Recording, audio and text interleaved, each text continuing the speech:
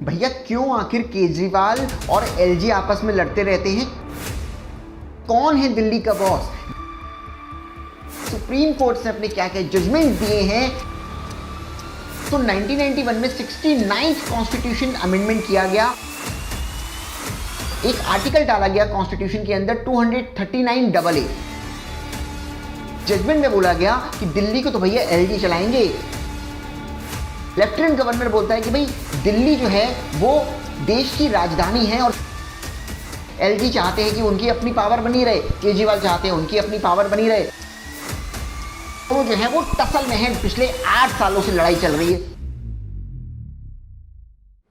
भैया क्यों आखिर केजरीवाल और एलजी आपस में लड़ते रहते हैं? कौन है दिल्ली का बॉस? देश का संविधान इस बारे में क्या बोलता है? सुप्रीम कोर्ट ने अपने क्या क्या जजमेंट्स दिए हैं?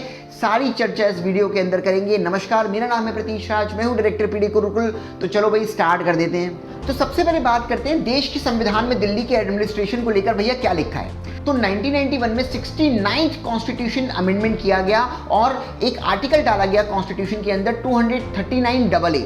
इस आर्टिकल के मुताबिक बेसिकली दिल्ली के अंदर एडमिनिस्ट्रेशन जो है वो करेगा एलजी यानी कि लेफ्टिनेंट गवर्नर, और एलजी सारे फैसले लेगा काउंसिल ऑफ मिनिस्टर्स की एडवाइस पे, यानी कि दिल्ली के अंदर एक चुनी हुई सरकार होगी, वो जो बोलेगी एलजी को करने को एलजी वैसा करेगा। ये लिखा है आर्टिकल 239AA में। लेकिन एक बात और लिखी है आर्टिकल 239AA में, क्या लिखी है? वो ये लिखी है कि अगर कभी भी एलजी और काउंसिल ऑफ मिनिस्टर्स के बीच कोई डिफरेंस ऑफ ओपिनियन होता है, यानी कि मतभेद होता है, काउंसिल ऑफ मिनिस्टर्स कुछ और बोलते हैं, एलजी कुछ और सोचता है, अगर कोई मतभेद होता है तो उस केस में एलजी इस मैटर को रेफर कर सकता है राष्ट्रपति को, और फिर वो राष्ट्रपति के कहने के मुताबिक चलेगा, यानी कि केंद्र सरकार के कहने के मुताबिक चलेगा।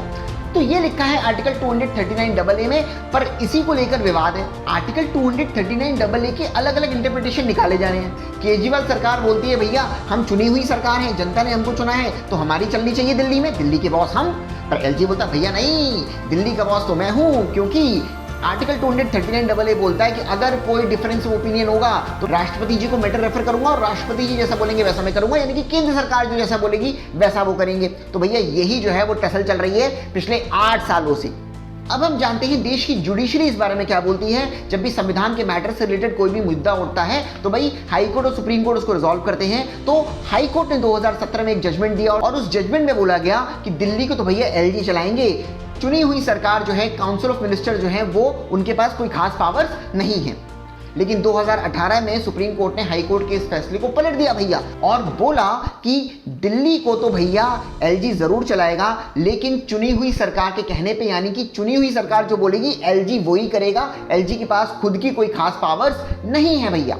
फिर 2022 आता है और ये फिर से एक बार मुद्दा सुप्रीम कोर्ट में जाता है, लार्जर बेंच में, लार्जर कॉन्स्टिट्यूशनल बेंच में जाता है, और larger constitutional bench supreme court की जो है वो अभी भी इस पर विचार कर रही है, अभी भी जो है वो केस चल रहा है। केजरीवाल सरकार बोलती है भाई हमारे पास पावर होनी चाहिए क्योंकि हम चुने हुए हैं, जनता ने हमको चुना है तो हमारी बात चलनी चाहिए। एलजी बोलते हैं नहीं भैया, दिल्ली का बॉस तो मैं हूं लेफ्टिनेंट गवर्नर। तो भाई सुप्रीम कोर्ट के अंदर ये मामला अभी भी जो है वो चल रहा है, 2022 से केस चल रहा है और बहुत ही जल्द उम्मीद है कोई अच्छा फैसला आएगा।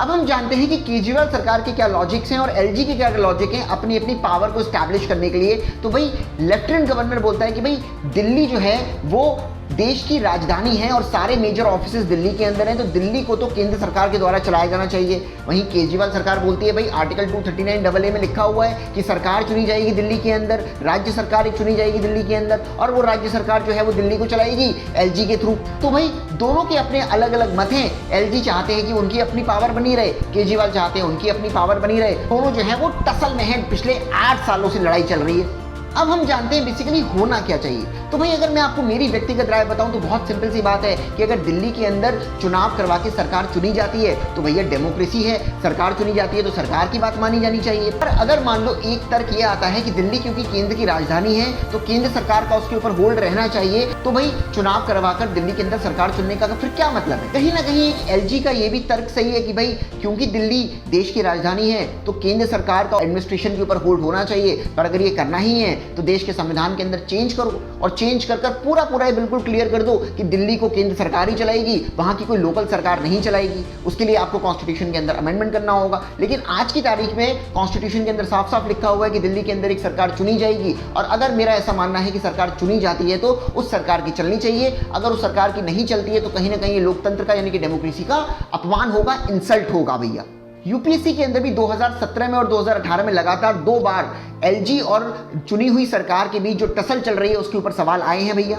आप लोग क्या सोचते हैं कि क्या एलजी की चलनी चाहिए या चुनी हुई सरकार की चलनी चाहिए? आप लोग क्या सोचते हैं कमेंट सेक्शन में जरूर बताइएगा, और इस वीडियो को दूसरे लोगों को सर्कुलेट जरूर कीजिएगा, उनको भी पता चले कि भैया ये लड़ाई होती क्यों रहती है। हमारा चैनल जरूर सब्सक्राइब करना, इस वीडियो को लाइक करना और कमेंट सेक्शन में जाकर लिखना कि अगला वीडियो आपको किस टॉपिक पे चाहिए। Thank you very much.